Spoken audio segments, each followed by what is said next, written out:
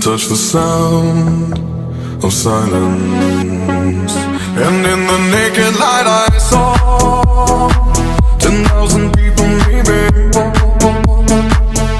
People talking without speaking, people hearing without listening, people writing songs that voices never share, and no one dared disturb the sound of silence.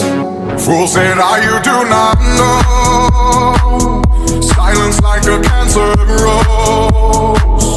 Hear my words and I might teach you.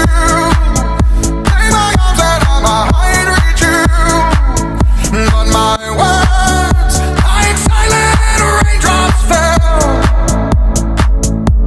and echoed in the wells of silence.